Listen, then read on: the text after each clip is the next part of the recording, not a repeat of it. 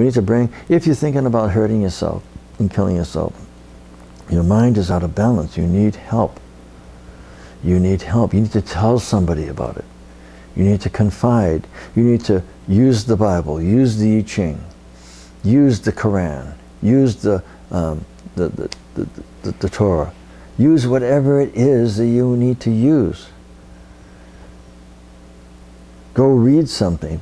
You have to do something for yourself. You have to read, talk to somebody. Trying to take it over, you got the whole AA movement and the drug movements and everything like that. Those are people that are seriously into killing themselves, So they form these groups, and what they do in these groups is talk. They talk about it.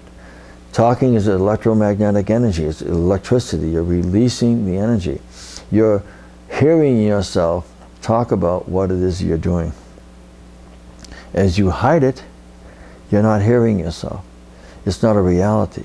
So it has a power. It connects into that large force that surrounds this planet of negativity. It connects into that negativity, and then you become a conduit for that negativity.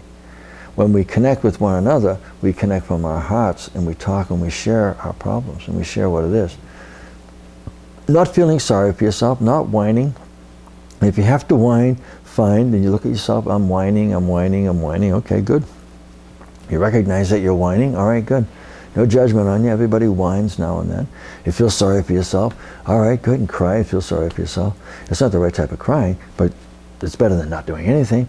And recognize that you're feeling sorry for yourself. That doesn't mean you have to make a judgment on you for feeling sorry for yourself. Go right ahead, have a pity party. In fact, invite all your friends, get a tiny violin, and have a little pity party for yourself, and get over it, but have that pity party. Do it, get through it. See that it doesn't work, it doesn't help you. You may not be able to get out of it, doesn't make you a bad person. It just doesn't work. So we want to think, well, what does work? Talking works. Prayer helps. Meditation helps. We need them all. We need all of them. You need to, if you're thinking about this stuff over and over again, you need to tell somebody. You need to share somebody. So you can hear yourself say it. Because you have to get it out your mouth.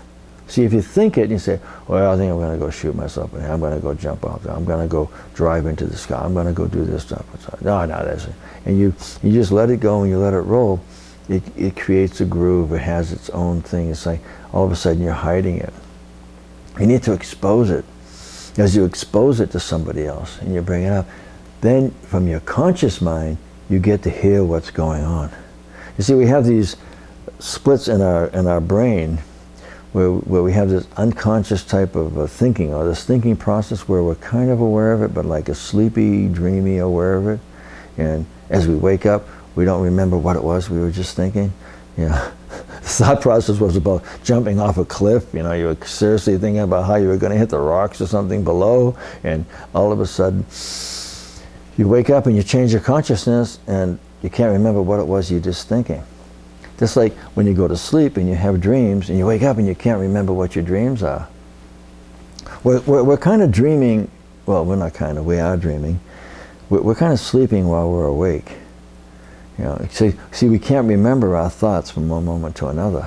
So when we change a series of thoughts, we have all these thoughts coming in about self, hatred and all that stuff. And then somebody will come in the room and we'll change, our brain will change, and we'll focus on them. Or some event will happen and we'll change, and we'll forget what it was that we were just spending a lot of time thinking about.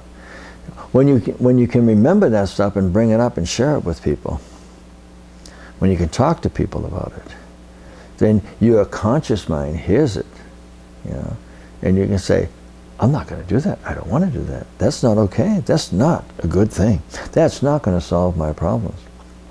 We have been doing this. You remember, as the story goes, as my teacher Goenka taught us, the Buddha came in, and he worked with some other Indian adepts, yogis, and they practiced all of the physical and mental and all of the different jhanas and all the different powers through self abnegation, through stopping the body, through creating pain in the body and not reacting to it.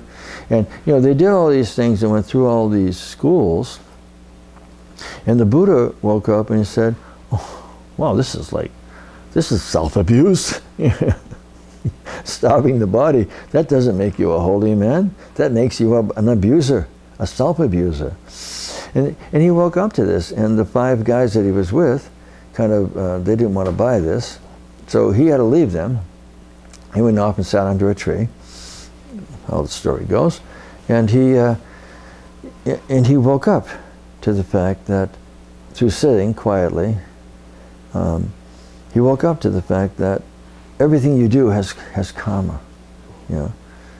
Trying to force yourself to be a saintly person when you're not, in your heart, when you're really angry and violent and vicious, doesn't mean you should be angry and violent and vicious.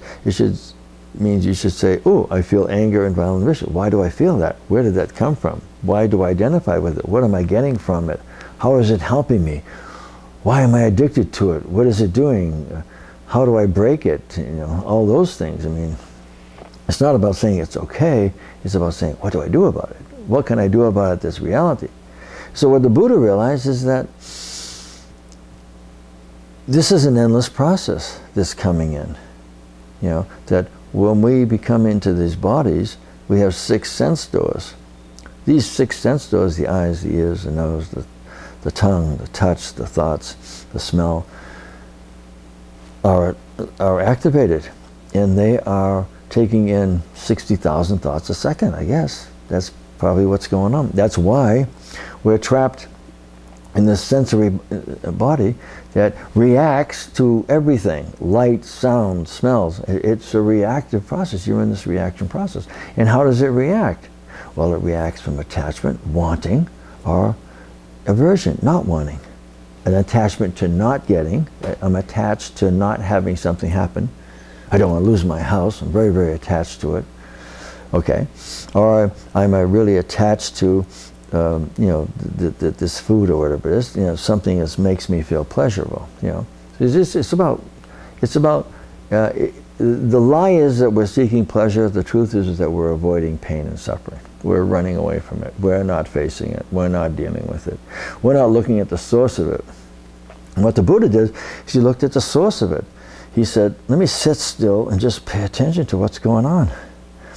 And he went in and he saw that there's a chain of events, and that attachment, desire, is the addiction. This addictive process is what creates all the problems. It creates all the suffering.